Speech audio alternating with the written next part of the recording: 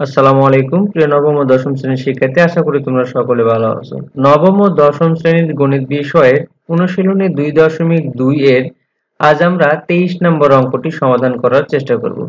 তো 23 নম্বর অঙ্কটা একটি সৃজনশীল অঙ্ক। এই সৃজনশীল অঙ্কটি আমরা সমাধান করার চেষ্টা করব।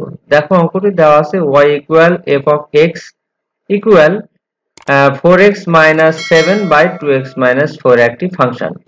পদে বলেছে f of মাইনাস হাফ এর মান নির্ণয় করো, অর্থাৎ এক্স যেখানে আছে সেখানে হাফ বসিয়ে যে মান হয় সেটি নির্ণয় করতে হবে। আবার f of x plus two, অর্থাৎ এক্স এর মান f of x plus two by f of x minus one এর মান নির্ণয় করতে হবে। আবার দেখা যাচ্ছে f of y equal x, f of y equal শুধু এক্স, এটিও প্রমাণ করতে হবে। চলো আমরা এই বিষয়টি দেখার চেষ্টা করি।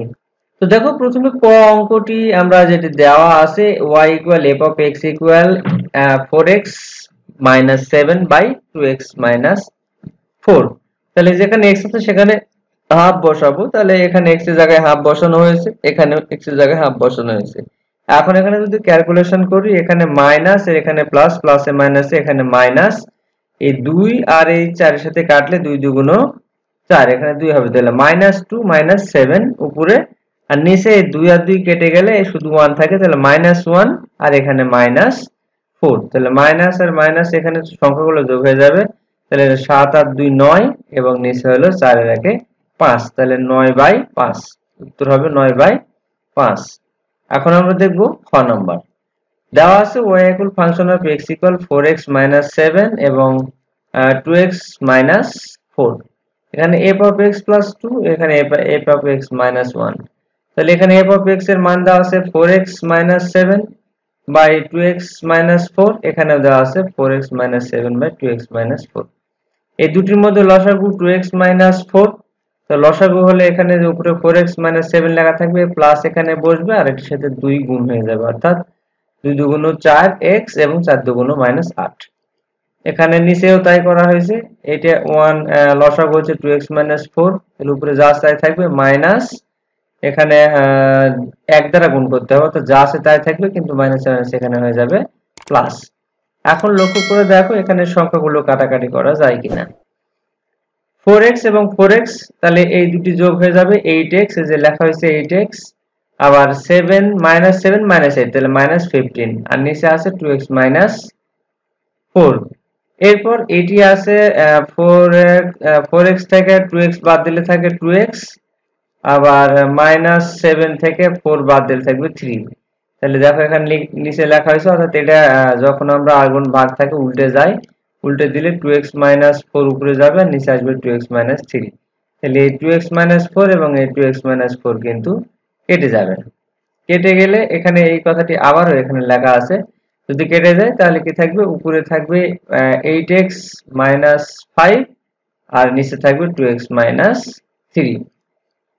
এটি হচ্ছে অ্যান্সার। এখন গড় নাম্বারটা লক্ষ্য করো। গড় নাম্বারে দেওয়া আছে f of y equal f of x, মানে যেখানে y থাকবে সেখানে f of x হবে, আবার যেখানে f of x থাকবে সেখানে হবে 4x - 7 by 2x - 4।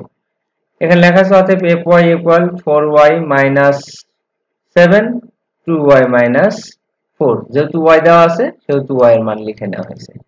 এখন y ইকুয়াল 4x - 7 এবং 2x by 2x - 4। তাহলে এটি যদি আর গুণন করে ফেলি, আর গুণন করলে নিচে কিছু নাই, মানে 1 আছে, 1 থাকলে আর গুণ করলে এই y এর সাথে গুণ হবে 2x - 4। তাহলে এখানে যদি 2xy - 4y ইকুয়াল, এখানে তো 1 গুণ করলে 4x - 7 যা আছে তাই থেকে যাবে। অথবা আমি যদি এখানে লক্ষ্য করে দেখো যে x এর সাথে x নিলাম, অর্থাৎ 2x - y, এই x টা বাম পাশে নিয়ে আসলে মাইনাস হয়ে যাবে, এর -4y টা ডান পাশে নিলে প্লাস হয়ে যাবে। এখানে শুধু আর পার করা হয়েছে, পক্ষান্তর করা হয়েছে। এরপর বাদ এই এখানে দুটোর মধ্যে কমন আছে x, তাহলে x কমন নিলাম, এখানে নিয়ে 2y - 4 আর সমান সমান 4y - 7। x বামে থাকলে এটা ডান পাশে পার হয়ে গেলে ভাগ হয়ে যাবে, অর্থাৎ x equal 4y - 7 by 2y - 4, বা x ইকুয়াল fy। দেখো এই মানটা কি, এই মান কিন্তু প্রথমে দেওয়া ছিল f of y এর মান, তাহলে আমরা লিখতে পারি x ইকুয়াল fy। সুতরাং এটিও দেখানো হলো। তো তো প্রিয় শিক্ষার্থীরা, আশা করি তোমরা এই 23 নম্বর অঙ্কটি সম্পূর্ণ বুঝতে পেরেছো। যারা বুঝতে পারোনি তারা অবশ্যই কোন জায়গায় বুঝোনি সেটা কমেন্ট বক্সে লিখে জানাবে। আর যদি ভালো লাগে তাহলে সেই মন্তব্যটিও করবে। আর ভিডিওটি ভালো লাগলে লাইক করবে, কমেন্টসের পাশাপাশি বন্ধুদের মাঝে ভিডিওটি বেশি বেশি শেয়ার করবে। ধন্যবাদ।